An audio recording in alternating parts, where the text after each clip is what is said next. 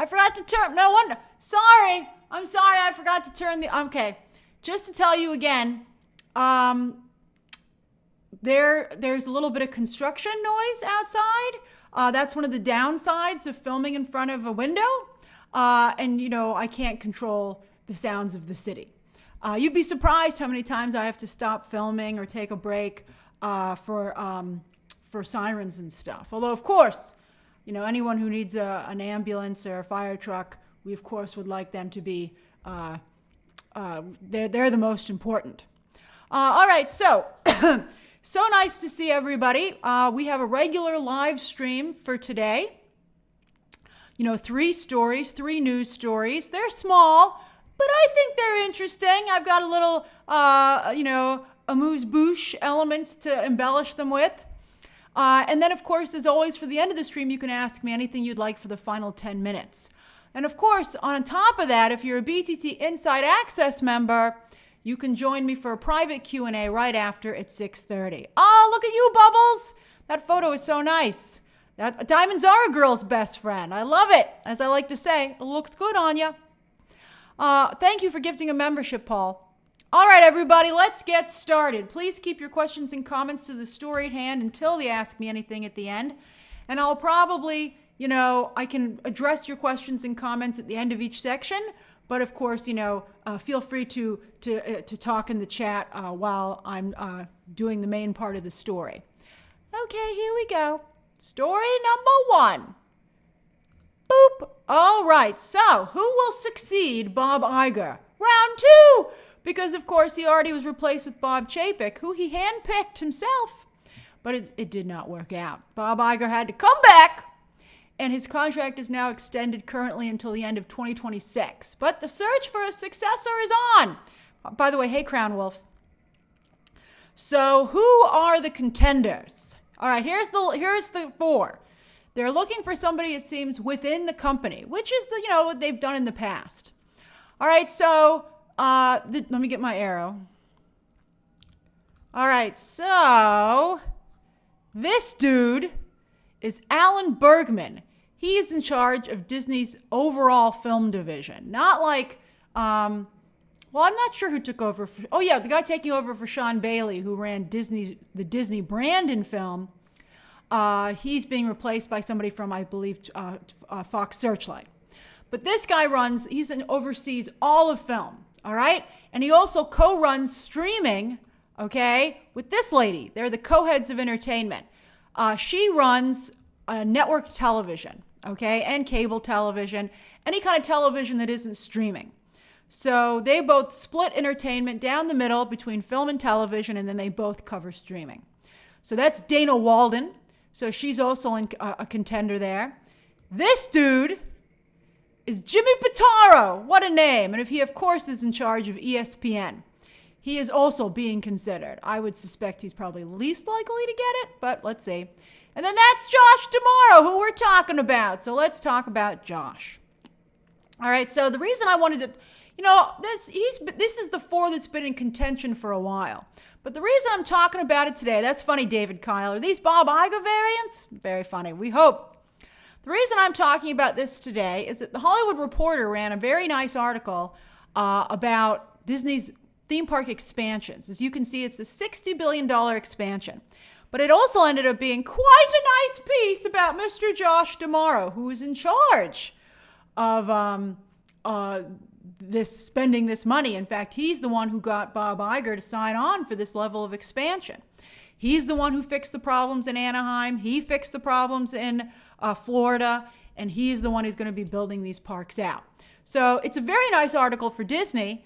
It did also acknowledge the increased competition that they're getting from Universal. But it's also a very nice article for Josh D'Amaro. I don't see any articles about the other 3. They should get on that. Once they saw this article today, it should be like, call up one of the trades and tell them to come over here and interview me. Now, the reason I saw some of you point this out, that's right, Simulacra, one of the things that's helping Josh D'Amaro is that he's in charge of the main moneymaker. Because for quite some time now, the parks have been the top performing vertical, and they were again this last year. They bring in the most money. In fact, they're keeping the company afloat while it tries to balance out the incredible amount of money that needs to be spent on streaming, yet they can only charge you one monthly subscription fee. I think the only potential issue when it comes to Josh D'Amaro is that Bob Chapek came from Parks as well. And we know that did not go very well. I was wondering, and I bet you are as well, what was Bob Iger's path to domination? Well, actually, interestingly enough, Bob Iger started out as a weatherman, which I find absolutely fascinating and hilarious. But he worked his way up to be the head of ABC, and he was greenlighting all their programmings, and so he was the head of ABC Entertainment. Then he took on Disney International, where he oversaw what they were doing overseas. Then Bob Iger became, when Michael Ovitz got his golden parachute, his infamous golden parachute, Michael Ovitz coming over from CAA. I forget the name of the guy. There was a really nice guy who died in a helicopter crash. And he was Michael Eisner's number 2. And Jeffrey Katzenberg really wanted that job. So when Michael Ovitz got it from CAA, that's the whole reason that Jeffrey Katzenberg left Disney. But then Michael Ovitz was so bad at his job, going from being an agent to an executive, that Michael Ovitz had to leave. So Bob Iger took over for him as the new COO. That's like the Roy Disney to the Walt Disney position. And then when Michael Eisner left, Bob Iger took over the main job. And it was a big fight. Oh, thank you, Mika. Frank Wells. Frank Wells was the individual. And in fact, I believe there's a building on the Disney lot named after him. Very highly regarded by Disney, the people who worked there. It was very tragic when he died in that horrible accident. Roy E. Disney, Roy's son, tried to take over. There was like another attempted coup, just like we were dealing with Nelson Peltz. But once again, Bob Iger prevailed. So I think that, another person from Parks and Experiences, I'm not sure how they're going to feel about that. But he's very good friend. Well, I'm sure they all spend a lot of time with Bob Iger. There's Josh D'Amaro and Bob Iger at the parks. They very much go around, they're always surveying, seeing what's going on. And that's the reason that I think Josh D'Amaro has a little bit of an edge, because he has I'm sure all those executives have an excellent case to make for them taking over. The issue is that none of them have the relationship with Disney fans like Josh D'Amaro has already. Now, it's interesting because Bob Chapek was much hated by Disney fans. They thought he was cheap and horrible even then. Because he was, everyone thought Bob Chapek did a horrible job running Disney parks. And all the fans said, this is a horrible choice for CEO because Bob Chapek is going to just destroy the company as he has the parks. And sure enough, that's what happened. But fans love Josh D'Amaro. He's incredibly popular. He has a very good relationship with, I think that if he were to take on the position, people would feel very good about it. The other thing is that so he's often walking around. I just saw the other day somebody take a video of him walking around the parks. I think he was even on his own personal time, and he took the time to wave and be like, hey, everybody. He was very nice. But then also, he's very good at presentations. How's that for a sweater? He's wearing the cardigan. Presentations are crucial, particularly for the head of Disney, because, of course, everybody wants to fill the shoes of Walt, and Walt made a lot of, often, introduced things. Uncle Walt, he was extremely charismatic, and it's a really big part of the job. Michael Eisner even embraced that. Bob Iger has to a degree. I think Josh D'Amaro would do so even more. I think Josh D'Amaro would be a little bit more in the Michael Eisner vein. That's right, he's popping the collar, Marco. I love a pop collar. But yeah, so I think that Josh D'Amaro checks a lot of the boxes that they would want for this. Now, he's so likable, one has to wonder, Mr. Rogers vibes, that's right, I don't care, Bear. One has to wonder if he can make the tough calls that his CEO needs to make. Bob Iger, he's very, very tough, and he needs to be. And then also, is it better to have someone with a background where they have some content creation on their resume? Even Bob Iger came from ABC, where he was greenlighting shows. So Josh D'Amaro does not have that experience, although he does have a very good track record with brands because he's bringing them to life in the parks. And he's done a wonderful job bringing those things to life in the parks.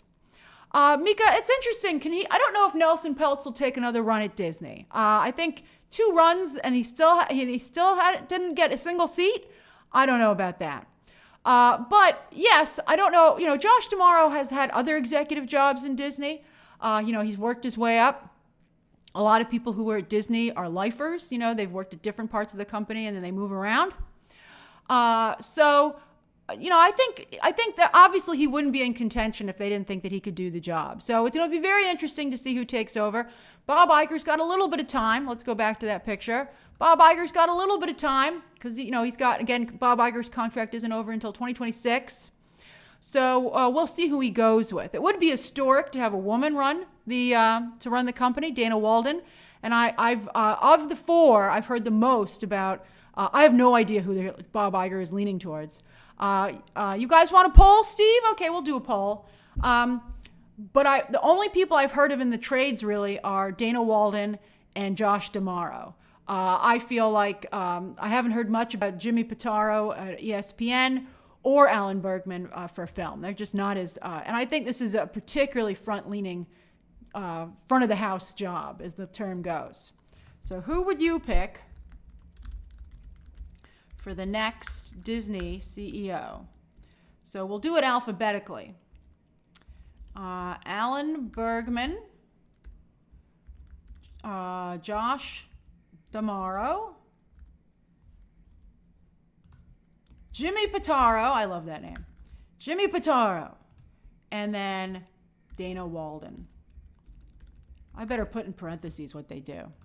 Okay, Alan Bergman, film, Josh D'Amaro, parks, technically parks, products, and experiences, but you get the idea. Jimmy is ESPN, and then Dana is TV. All right, vote away, my friends. And does anybody have any questions or comments about this?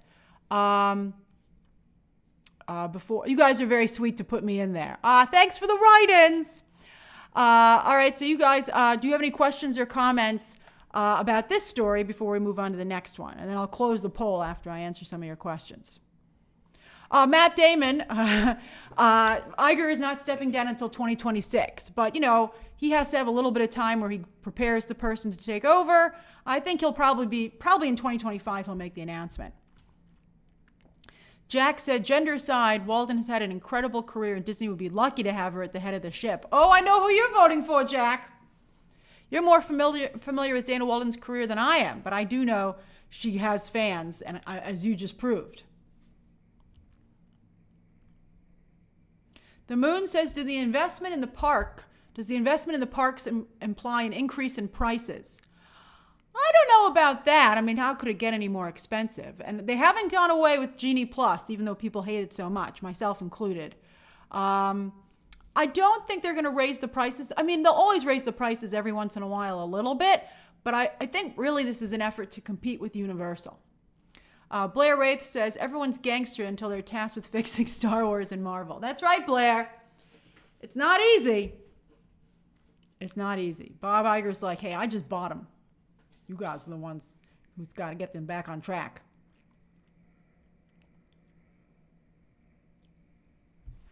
I don't care, Bear says, you would think someone from the parks would work in keeping brand synergy and IP consistent across all the channels. That's a good way to look at it. That's true. When you work in the parks, you have experience with all the divisions because you're adapting all the different content.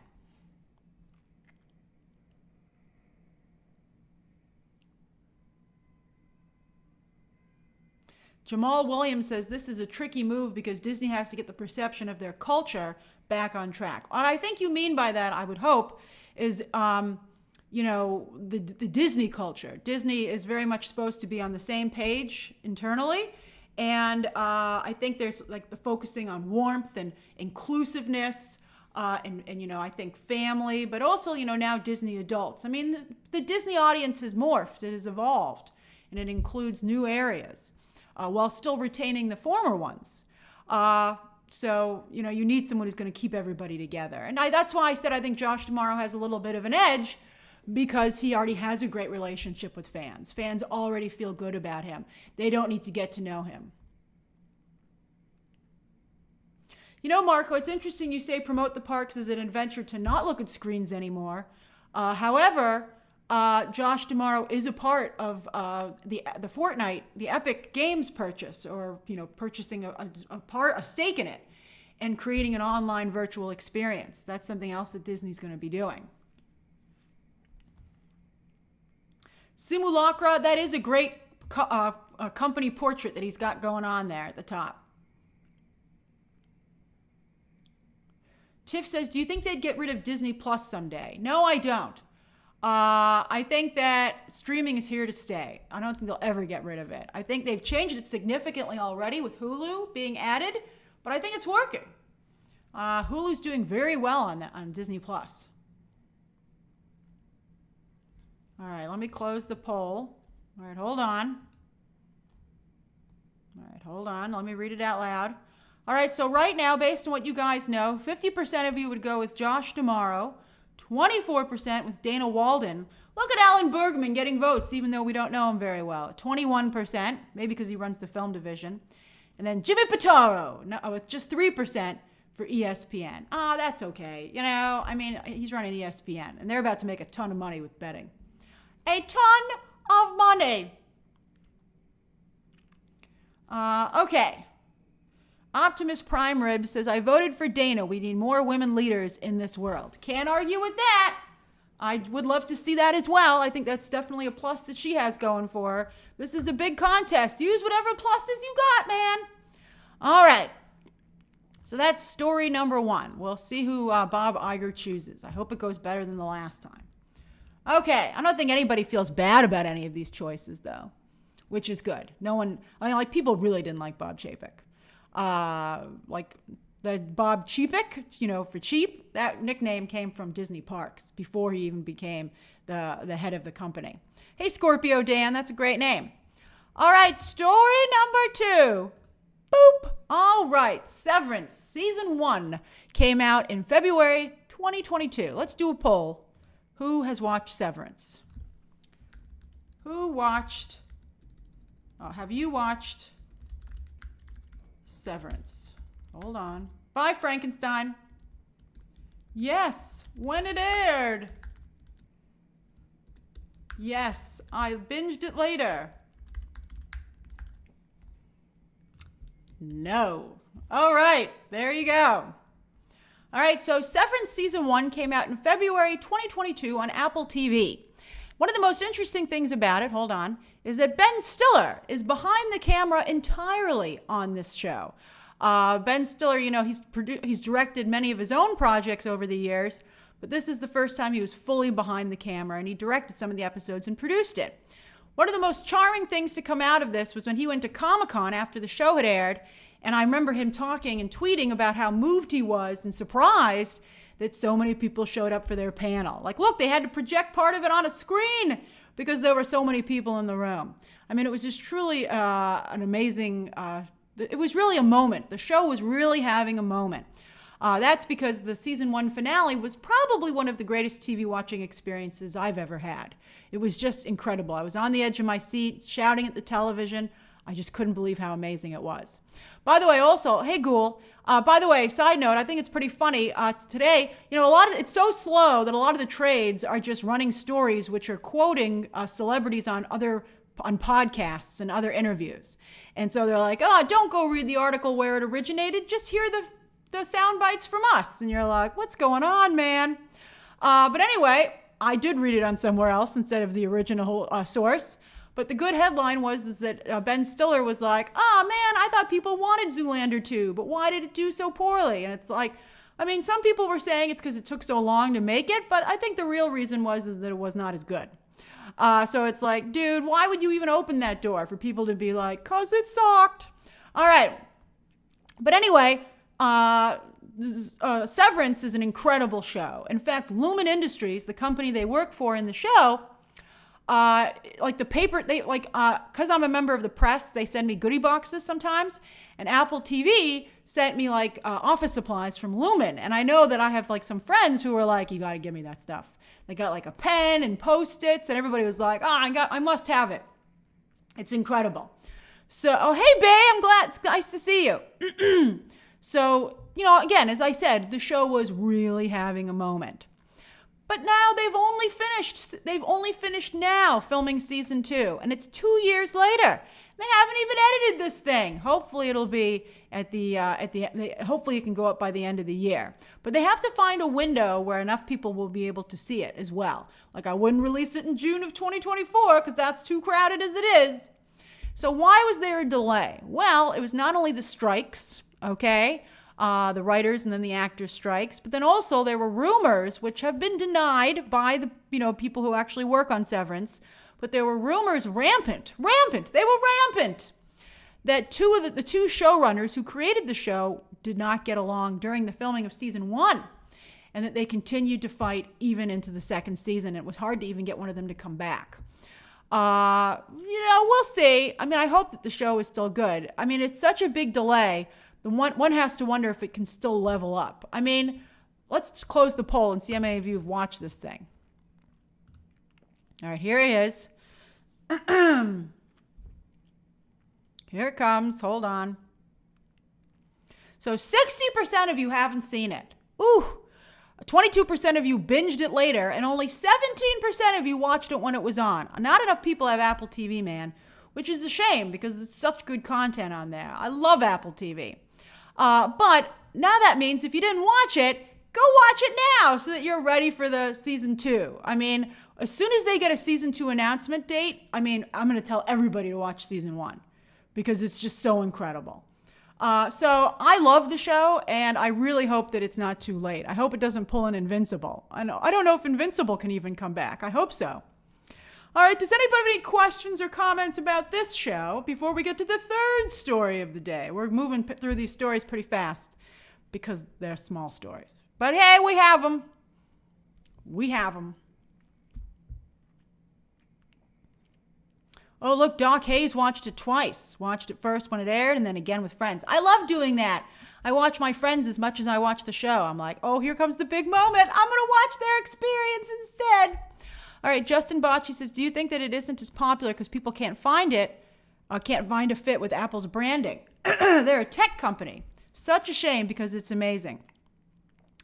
I think it's just too many streaming services. Honestly, I think people are like, it's like a lot of streaming services, man. I mean, I do this for my living, so I can write these off, and so, and I mean, I don't know what's going to happen with password sharing. I feel like my family should be, even though, we're adults, okay? I feel like, even though we're different households at this point, I feel like an immediate family should be able to share the same account because I don't know what's going to happen if I got to pay for all these services, man. I mean, I'm covering most of them for my family, but like my family covers some of them for me. But so that's what I think it is. Honestly, I think for the most part, it's too many streaming services. Let's see here. Mika says, would you have an innie? Of course not. I'm not splitting myself in two, but I don't want to ruin anything if you haven't seen the show. Very good show.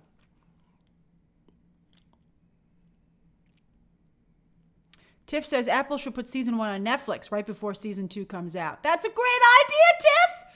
It's certainly working like gangbusters for every other show ever made, and also Max's content. David Kyle says Palm Royale is good. Oh, is it really? I've watched Manhunt on there. I have not watched Palm Royale. Sabian says, give me the Severance Cliff Notes. No, Sabian, you got to experience it. I'm telling you, this is an amazing show. Oh, that's right, Jonathan. Hijack was really good. I loved Hijack. Coming back for season 2 as well. Danny, I haven't watched the morning show. I watched the first couple episodes, and I was like, not really for me.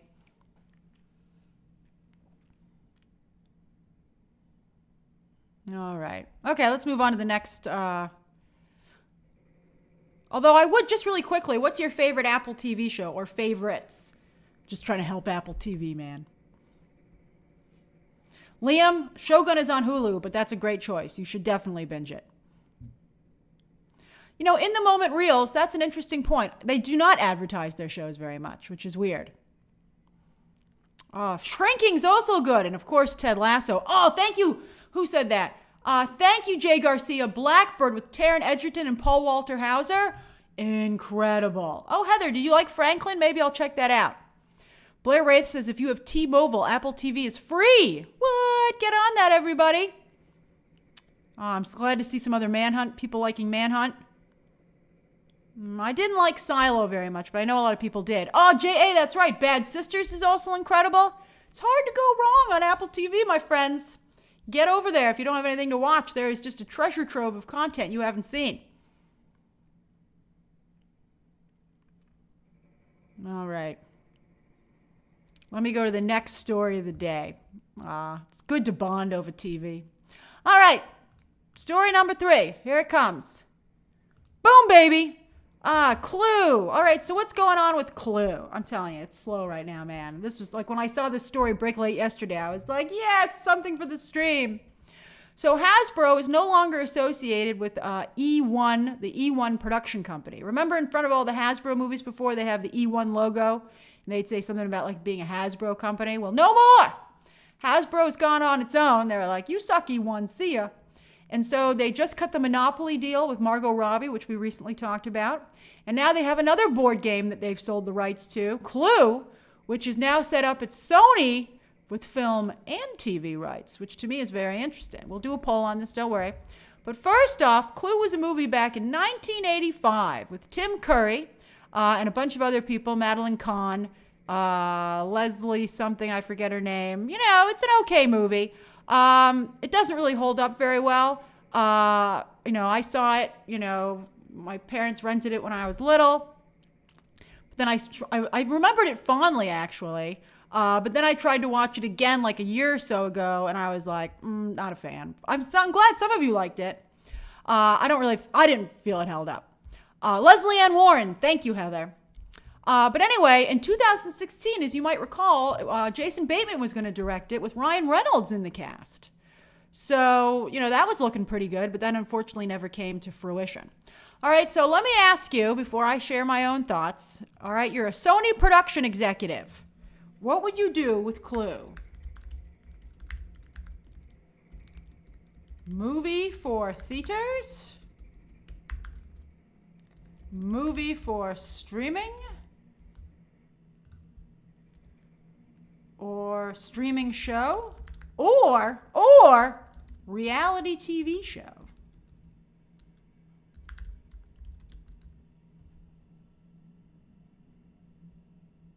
All right. Anyone can vote in a poll. Only members can join the chat, but anyone can vote in the poll. That's right. Who just said that? Marcello, it basically is Knives Out. Clue is a really fun board game. I think almost everyone on the face of the earth has played it. Good stuff, who, you have to figure out who the murderer is. Let me do some questions and comments while you guys are voting. Let's see here. I'm seeing a lot of Clue love. This was a good purchase from Sony. Christian and Joe, hey guys, says Lionsgate bought E1 from Hasbro and basically dissolved it. I worked for E1 and now Lionsgate. Oh, I'm sorry for the things I said about E1. Well, I'm glad that you're at Lionsgate now, Christian. Christian or Joe. A lot of interesting stuff happening over there. That's right, Marco. Game night was a little bit like that. Let's see here. CM says, I want to see Candyland adapted. It would be great to see Candyland. Who doesn't love Candyland? Just looking at it is fun. Although that Nightcracker movie is not great. Jack says a Netflix interactive special. Oh, Jack, are you a production executive? You might have just given me the best idea. Let me write it down. So a choose your own adventure. That sounds fun. I like that maybe. Liam says Clue is a masterpiece. Camp at its finest. You're making me want to try it again. Let's see here. Lucas, you've never played Clue? Oh my gosh. I don't even know what to say to that. Let's see here. Blair Wraith says, how did Bandersnatch do on Netflix? I wonder if it's Solve It Yourself. Who done it would be a good idea. I think it would certainly get a lot of attention. I'm not sure if it would be worth the money you would need to put into the production design and stuff like that. All right, so I'll give it another moment on the voting. We're almost done. Hold on. The reason it's not quite like Hercule Poirot or Knives Out is because Clue does not have a detective character. You're the detective. So I guess maybe they need to create one. All right, let me hold on. I'm closing the poll. All right, so here it comes. All right, so streaming show, 37%. 26% want to see a movie for theaters. Well, 21% want a movie for streaming, and only 14% want a reality TV show. Okay, let's not do that. I would do a streaming show. I don't know if I do the interactive element or not. I like it. I like the idea of it, but I'm worried if it would maybe keep people. If I were a Netflix executive, I'd have to look at the interactive elements and how those shows did. You know, with that kind of it. You know, what was the completion rate? What was the click through rate? Things like that. Because I would want to make sure people frickin' watched it. But one thing I would do is I would make sure it had a Grand Hotel cast, like A-list stars, or at least the level of Ryan Reynolds and Jason Bateman. You know, they did the after party on Apple TV from Phil Lord and Chris Miller. They were producers, and also Chris Miller directed all of season 1. That was Tiffany Haddish being the detective. And that kind of had like a B-C level cast. And I think, you know, it did 2 seasons. But, you know, I wouldn't want this to seem like that. There have been so many murder mystery shows, as you guys are saying. Knives Out. Devin says it's Knives Out meets White Lotus. Oh, you guys are... I'm very impressed with you guys with your business hats. You guys are looking sharp. These are some great things. So I wouldn't want it to seem like a ripoff and just like another one of those so many different things. So I would want to make sure that it really, really felt special, and it was very much Clue. So you'd have to really play up, you know, the different rooms, you know, the murder weapons, you know, the Professor Peacock, you know, all the names, you know, Colonel Mustard, etc. Let's see here. Paul Brunel says, I think ScarJo would be a great fit. Well, let's see if she ever makes that Tower of Terror movie, because that seems a little similar as well. Pumpkin de Shazer says, I hope it remains campy. I think it could. And Daft Tool, I don't know about Jennifer Coolidge, though. Maybe that'd be too on the nose for being a little bit too much like White Lotus. Maybe I'd call up Mike White and see if he wanted to adapt it. I mean, he's already doing White Lotus, but I think he's only going to do 1 more season. So I'd be like, what are you going to do next, Mike White? You want to do this? You know, Marco DeVecchi says this is Barbie vibes. And I have to say that, you know, when they said they wanted to make a bunch of toy movies, at first we were all like, so stupid. But now that they're like Monopoly and Clue, we're like, those are pretty good toy movies. So let's see what they decide to do. Who knew the future would be board games? I still don't like the Sims idea. All right, so any questions or comments about this story? Timodoc says, what if you stacked it with A-list talent? Yeah, that's what I'm saying, right? But like Only Murders in the Building is also very much like Clue, because you mentioned Meryl Streep. So they really have to differentiate it. Astronomy says if they make the Clue movie with the production values of Barbie, this could be amazing. Wouldn't it, though? I mean, I don't think it would make it that same level of money, but I think it would certainly do well.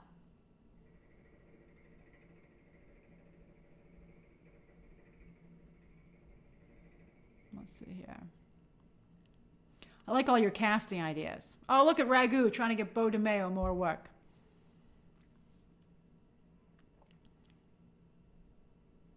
Ben Green says, Kieran Culkin. I like that idea. I think he's just at the right level, then he might do it.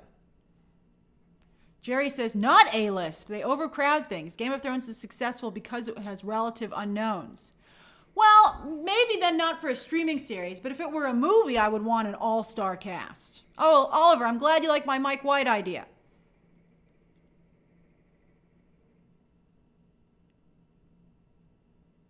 Let's also put Angela Bassett in there, because we all love Angela Bassett. I agree. I love Angela Bassett. She's great. All right. Okay, I think we're good. We're just casting the movie now. All right, let's move on to the Q&A, where you can ask me anything you'd like for 10 minutes. All right, hold on. Where'd it go? Booyah! All right, 10 minutes until 6:22. Any questions that you might want to ask? Mika says, Challengers opening weekend projections have been up to 12 to 15 million. Well, they aren't up significantly. It used to be 7 to 12, and now it's 12 to 15. I think they're just trying to put the power of positivity out there. I'm not seeing any interest for this movie. I'm real nervous about it. I was talking to a friend of mine in the industry the other day, and I told them, and I said, it's not looking good for this movie. And my friend was like, Zendaya's Teflon. She's untouchable. And I agree with that. So she'll be fine. But it would be nice for her if the movie could make some money.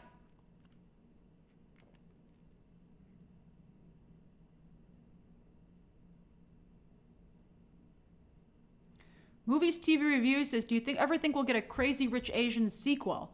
I just saw a headline about that. I think they're doing like a Broadway show or something. Let me look. So they're doing something with it. Hold on.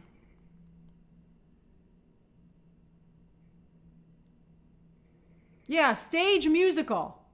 And John Chu is still in it. He's still working on it. Hey, Flashy G. Thanks for upgrading. We'll be starting at 6:30 for that. Zachary says, can you tell the story about the advice a bartender gave you as to how to look like you're drinking alcohol when you don't want to? Oh, okay. Well, I'll tell you 2 stories about it because I think you like the whole thing, all right? So I don't drink, but it makes things very awkward when I'm at events and socializing, right? So a very nice bartender at Comic-Con actually said, psst, order a cranberry soda and then it just looks like you're having a drink. And I was like, thank you, bartender. So that was very kind of him. But then I remembered one time I ordered a cranberry seltzer and the bartender put it in a soda glass. So it was huge. It was like a pint. So who's having like a cranberry vodka in a pint glass? I was like, way to out me for not drinking. And then my other funny bartender story is this is back when I was doing improv comedy. And we used to go to a bar all the time after the show. And again, I don't drink. So I was like, I'll have a Shirley Temple. All right, so somebody else I was with ordered some kind of wine. I think they ordered wine or something. And my friend said to the bartender, what would you recommend? And so they had a very nice, sophisticated conversation about alcohol. And then the bartender turned to me and said, for your Shirley Temple, do you want ginger ale or do you want Sprite? And I said, jokingly, which do you recommend? Because I just thought it was hilarious. I have this like little children's drink, and I'm like, what would you recommend? But he took it very seriously. And I remember being like, oh man, this joke became very serious, and I felt a little bad. But he went through a whole thing about how ginger ale was better because it balanced out the sweetness of the grenadine. And I was like, okay, I'll take that. And it was very good. And then my other Shirley Temple story, just one more. I was at Rock Sugar in Century City in Los Angeles, and I saw them bring a child, a Shirley Temple, filled with cherries. Like this was like cherries in it, maraschino cherries, like they were ice cubes. Like the whole glass was pretty much maraschino cherries. It was gorgeous. And so I was like, I'll take a Shirley Temple. But then I guess because I wasn't a child, I just got like 2 cherries in mine, and I was very upset. But I didn't say anything, but I was annoyed. Wiki Nomad yes, BTT Access starts in 15 minutes at 6:30 on a different stream. It'll start on that link. Griffin also says ginger ale is the way to go. Hold on, some things skipped forward. Hold on.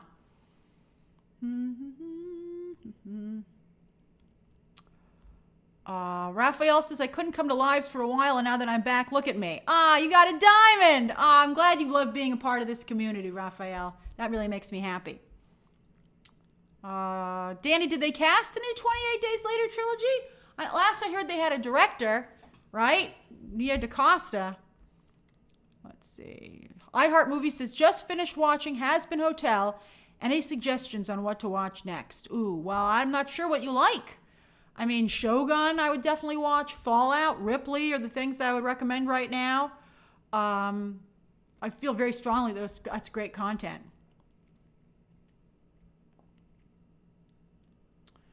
Let's see. Mr. Magic says, Grace, getting ready to leave on a 10-day trip with my partner Brian to Victoria because it's our 10-year anniversary. I love him so much. Will you please, Mr. Magic, the timing worked.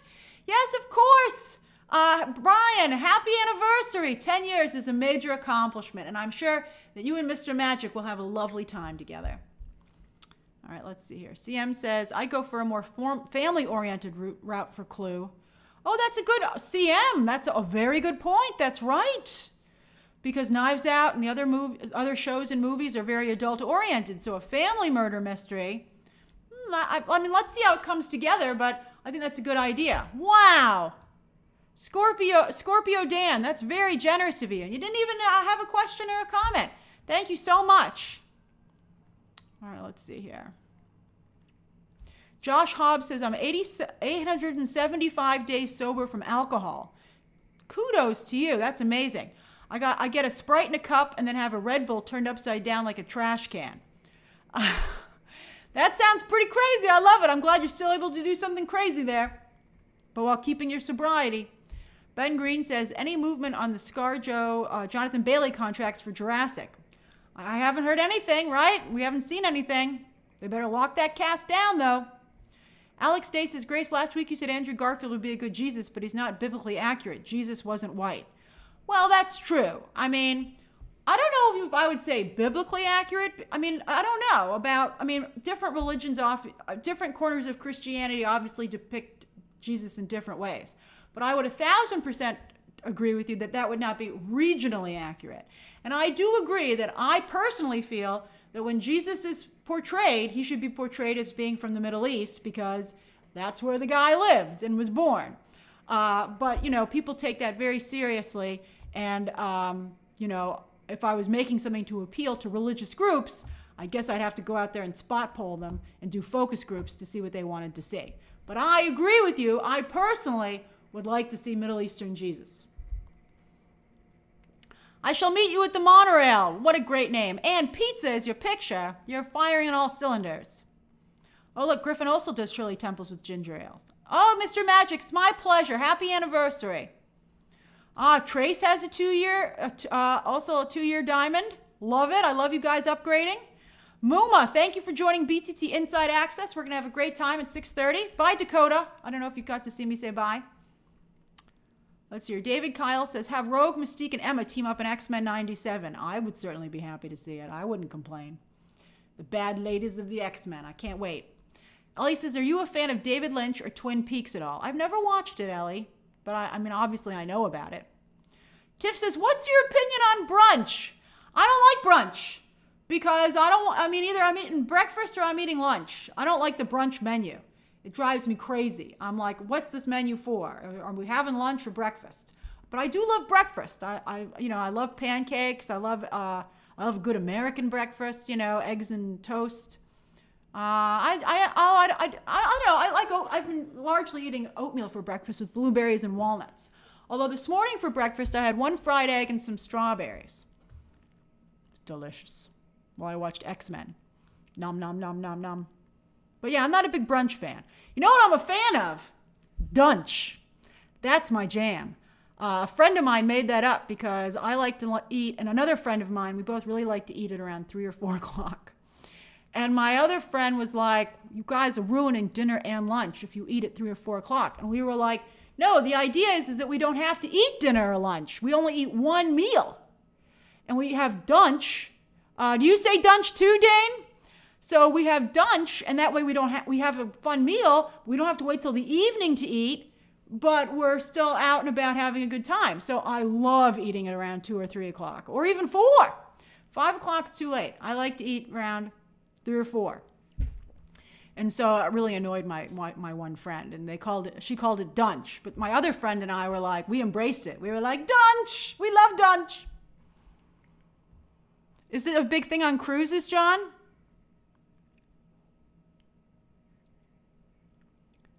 You call it Linner, Connor? I don't know. Ramsey thinks Linner sounds better, but for me, dunch is funnier. Michael Smizer says, Famke Janssen said she wasn't asked to return for Deadpool and Wolverine. Do you think she's pulling an Andrew Garfield? I don't know, and I don't want to know. I want to be surprised. All right, let's do a poll. Linner or Dunch?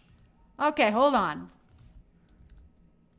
What is the better, funnier term? Linner or Dunch? I won't be insulted if you picked Linner. You pick whatever you want.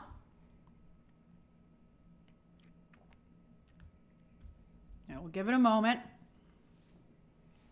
Oh, Bara read my mind. That's right. You can vote for Linner. It's fine. I don't want to sway anybody's opinion.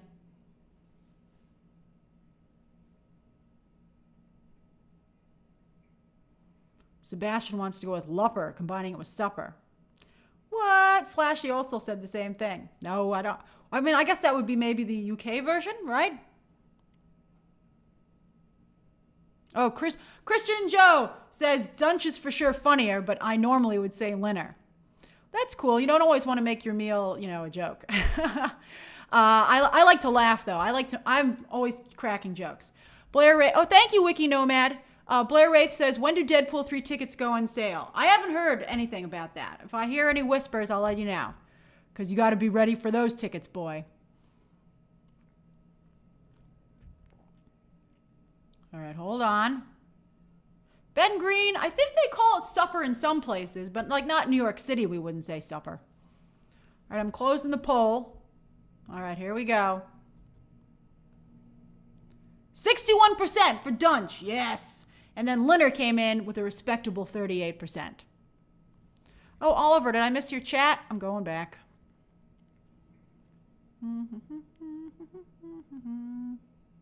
Jennifer Lawrence was amazing as Mystique. Oh, you're wrong. I mean, I'm glad that you own it and you don't care what anybody says, but I'm telling you, you're wrong. You're wrong. She was awful. She didn't even want to be there, and it was clear. Ramses, I like your use of the grace emojis. That's fantastic. I should maybe try and get some more made. Of course you can have a shout out, Danny. Oh, it's time for shout outs. All right, it's been 10 minutes. Okay. And then I can stretch my legs before we do the BTT Inside Access. All right, everybody, where are you and what are you doing? So that I can give you a shout out and say hello.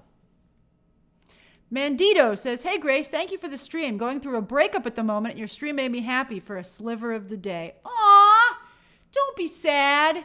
You put that person in your rearview mirror. Tomorrow is another day. You're going to be great. I know you are.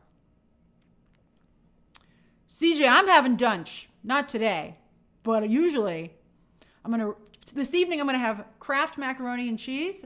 I've been eating very good for the last few days so that I can treat myself. And then I'm going to watch a bunch of reality TV tonight. Jack says, I'm in Midtown and avoiding the Village and those pesky freshmen. So you're not in Midtown. Is that why you are in Midtown, Jack? That's funny. Tiff says, in Colorado, anxiously waiting for my landlord to come over. Oh, I hope everything's okay, Tiff. Anthony is in Paddington, West London, UK. I love Paddington. I agree, Ramonzilla. Rebecca Romaine is the only Mystique. I mean, I'm not saying someone else can't come in and do a great job and carry the torch, but so far that has not happened. Jeff Blue says, thank you for the stream, Grace. I'm having a bad brain day today, and this helped. Oh, sorry to hear that. I've never heard of a bad brain day. I'm glad we were able to give you an injection of fun. Danny, I'm glad you're looking forward to BTT Inside Access. Griffin Hammersmith says, in my room awaiting an order of chicken wings. Interesting. Rodolfo says, I would like to see that woman from Extraction be Mystique. Agreed. I said the same thing. Iranian French actress. She would be perfect. She already looks like Mystique. Oh, Jeff Blue, that means depression. Oh, I'm glad. You know, everybody gets down sometimes, and one of the best, most important things is to know things that can get you out of it. So as I've said, I've been very fortunate and moved that a number of people have said that sometimes this show helps them, but I think it's important for everybody to identify those things that can cheer you up. I have them, everybody has them, so that when you are bummed, you can be like, you know what would cheer me up? And then you can cheer yourself up. Jareem says, missed this whole stream, but looking forward to rewatching. That's okay, Jareem, but I'm glad you're going to check it out afterwards. Love to you in Cleveland. Official Liam says, Grace, how do you upgrade for Inside Access? Great question, Liam. So you can either upgrade, but if you can't find out how to upgrade, you can unsubscribe from the channel. Don't worry, because you're going to subscribe right back, and then just subscribe again at the new higher level. You've about 4 minutes, so don't worry about it. Muma says, hey, Grace, I'm always here when I am bummed, too. I'm so glad I could cheer you guys up. You guys often cheer me up, by the way. Sometimes I'm like, how am I going to do a stream? I'm in a bad mood. I feel bad. Sometimes I'm frustrated. Sometimes I'm annoyed. Sometimes, I'm stressed out. Sometimes I'm sad. And every time you guys make me feel better. Every single time. So thank you for that. I Heart Movies is in Ohio eating mozzarella sticks and about to finish watching Whiplash. So sadly, I will miss the other stream. That's okay. Whiplash is a great movie. While Elliot is eating a peanut butter and jelly sandwich at home. And I am your father. Says it's 24:26 in the UK, so I'm about to go to bed. Oh, you're doing military time. That's 26 minutes after midnight. Bye, Emilio. And hey, the great Mr. Y. Nice to meet you. All right, and Blix just came from the gym. All right, I got to get going so I can stretch my legs before the Inside Access stream, which will be about for half an hour. It starts in just 3 minutes, though. All right, everybody, bye. I'll see you tomorrow. We have one more live stream this week. We're hitting the 3, and I can't do it on Friday. So it's happening tomorrow. Toodles to you too, Ricky Richie. Bye, everybody. Bye-bye. Bye-bye.